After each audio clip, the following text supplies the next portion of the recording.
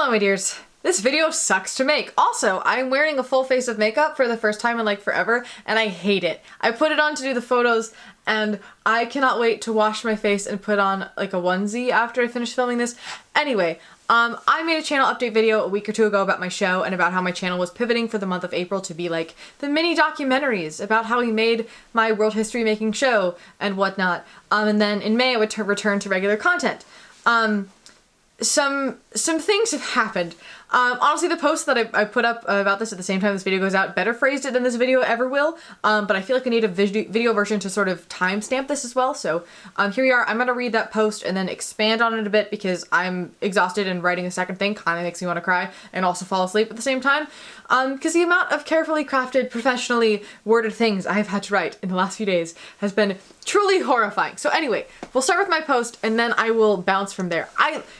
I don't look like a human being right now. This is horrifying. I feel like a cartoon character. Anyway, okay, this is what I wrote. This isn't the post I expected to have to make, but since the world's first all-neurodivergent cast and crew production of The Curious Incident of the Dog in the Nighttime is no longer happening, I wanted to at least make sure the world got to see my opening night suit.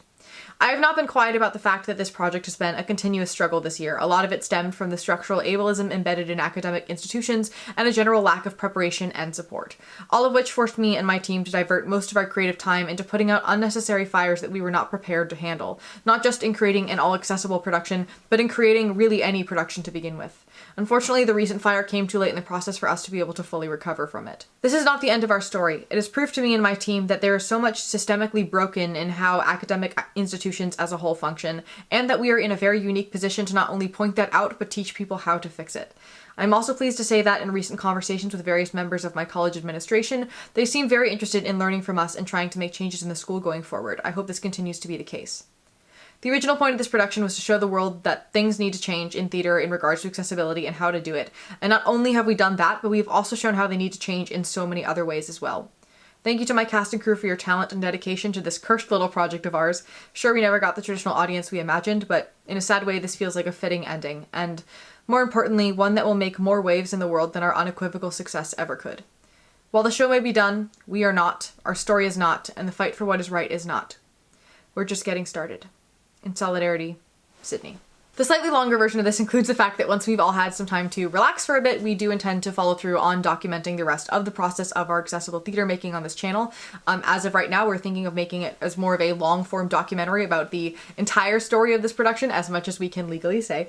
And it's probably gonna take at least a month to really craft and put together, if not more than that. It'll probably come out after I graduate, but that's definitely something to look forward to and stay tuned for. I also kind of skipped over in that post about how I'm doing because I ran out of space, but every time I tell people about this, their immediate response is something in the realm of you must be devastated, or like, are you okay, are you in danger, whatever, concern for my health and well-being. I want to be clear that I am doing a lot better than anybody really expected.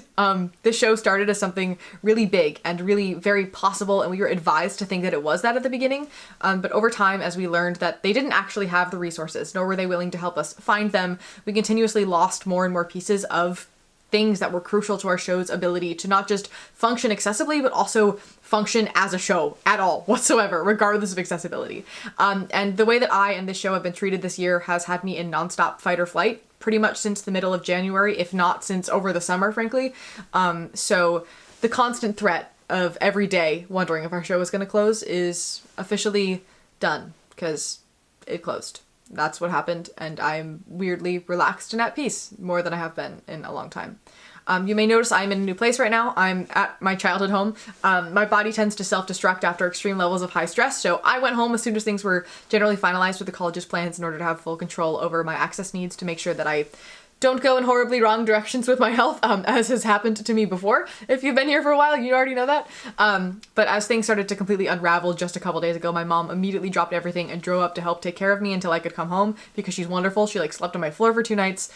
Yeah, also speaking of other wonderful people, I want to thank my co-director Grace and my friends Evan and Lee, who were absolutely magical human beings throughout this entire thing. Truly, everybody just dropped everything and ran full speed to the crisis at hand in full formal wear, with milkshakes for breakfast, games of bananagrams in between, composing emails, late night pizza on my floor, screaming to the Newsy soundtrack to make ourselves feel more energized after having pulled 2 like nearly all-nighters in a row. And also bonus points for Grace, who was fresh out of the emergency room when this whole thing was happening.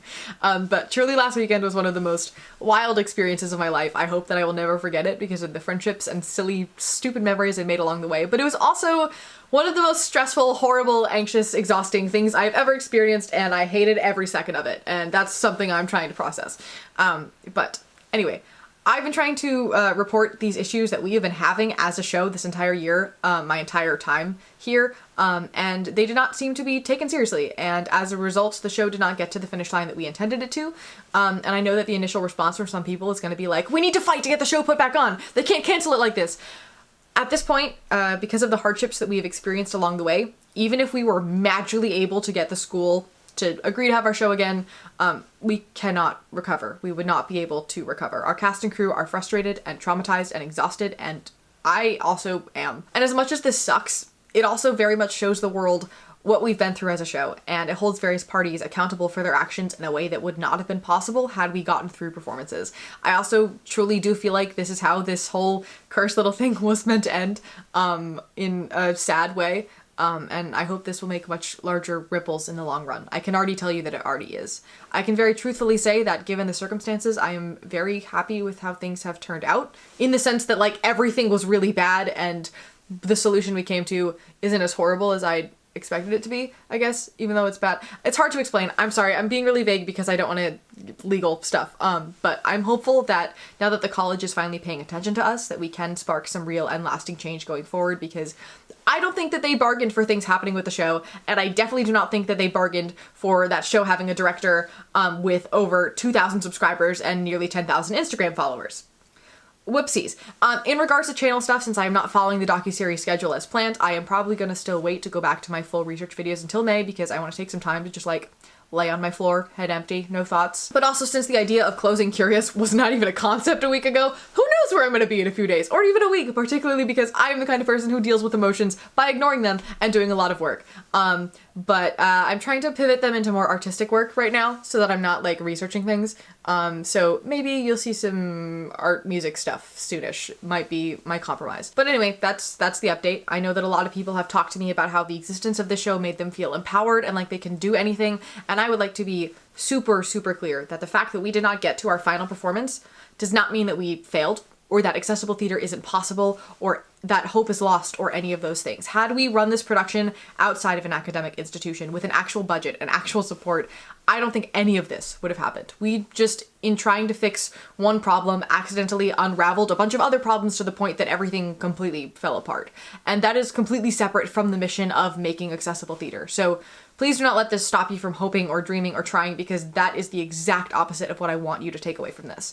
The main lesson here is that you can't suddenly slap accessibility on the final step in a process and expect it to work if inaccessibility and ableism are woven into every other step of the process. We were set up to fail, and in having our show canceled, we proved that point. And it now seems like our school is actually going to maybe do something about it, and we also hope that in documenting it here, once we get to that point, gonna take some time, we can also help others to potentially do the same.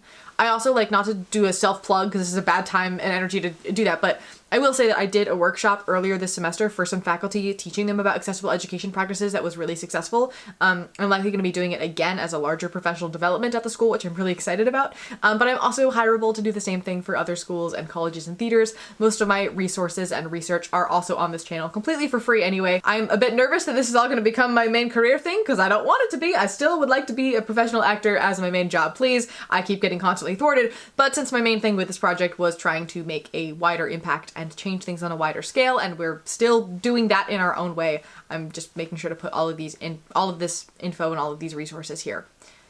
But yeah, that's all I have for right now. If anybody has any questions, you're welcome to put them in the comments. I cannot promise I will legally be able to answer them, but I will try my best. I'm also probably going to be taking a huge algorithmic hit by taking time off completely, which was unexpected, and also a bit frightening, but also for like my safety and well-being and health, that has to come first. So that is what I have decided to do. So thank you all so much for your support and your excitement and your enthusiasm and your hope and your energy and your love. I have felt it through this entire process, and it means so much to me and to the rest of my team. I got to a point where I ran out of the energy to continue fighting, and having all of you guys plus my closest friends by my side the whole time really carried me through. I hope this whole thing energizes everybody to push a little harder, to dream a little bigger, because I do think that we can do anything, even if it's not necessarily what we initially set out to do. So with that, thank you for listening. Thank you for learning. Remember, it's never too late to start over. And I look forward to seeing you, my dear, in the next one, whenever that may be.